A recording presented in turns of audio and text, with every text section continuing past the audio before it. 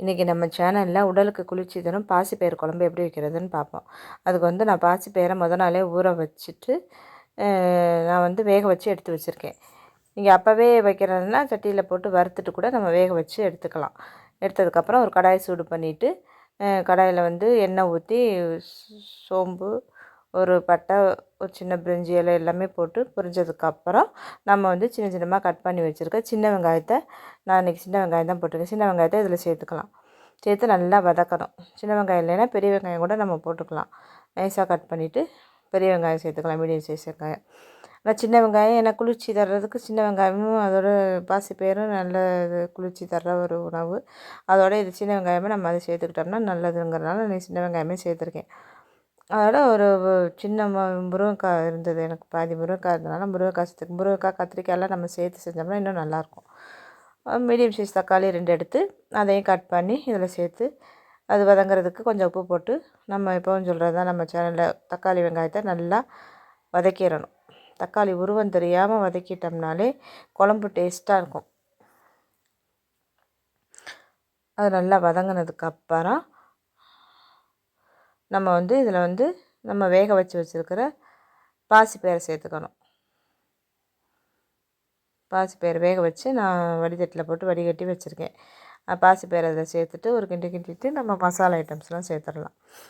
கொஞ்சமாக 1/4 ஸ்பூன் அளவுக்கு மஞ்சத்தூள் போட்டதுக்கப்புறம் மிளகாத்தூள் வந்து ஒரு 2லேருந்து 3 ஸ்பூன் அளவுக்கு, 2.5 ஸ்பூன் போடலாம். எங்கள் வீட்டு மிளகாத்தூள் ரொம்ப காரம் இருக்காது, அதனால் நான் வந்து இன்றைக்கி வந்து 3 ஸ்பூன் போட்டிருக்கேன்.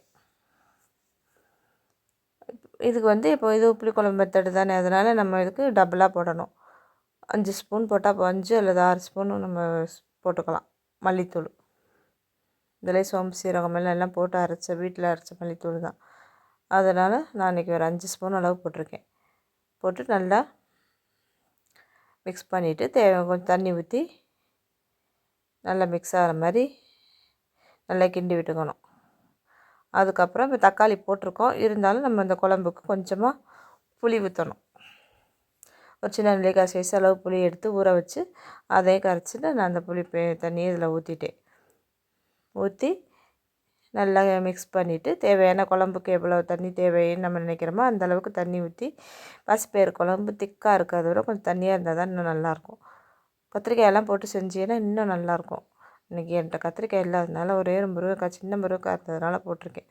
போட்டுட்டு நல்லா தேவையான அளவு தண்ணி ஊற்றிட்டு உப்பு உரப்பெல்லாம் செக் பண்ணிவிட்டு மூடி நல்லா கொதிக்க விட்டுறணும். ஏன்னா வெந்த பாசிப்பருப்பு தான், இதெல்லாம் நல்லா அந்த ஃப்ளேவர்லாம் அதில் இறங்குற அளவுக்கு போட்டு நம்ம நல்லா கொதிக்க வச்சுட்டு மிளகாத்தூள், மல்லித்தூள் பச்சை வாசனை போனதுக்கப்புறம் தேங்காயில் சோம்பு சீரகம் போட்டு அரைச்சிருக்கேன்.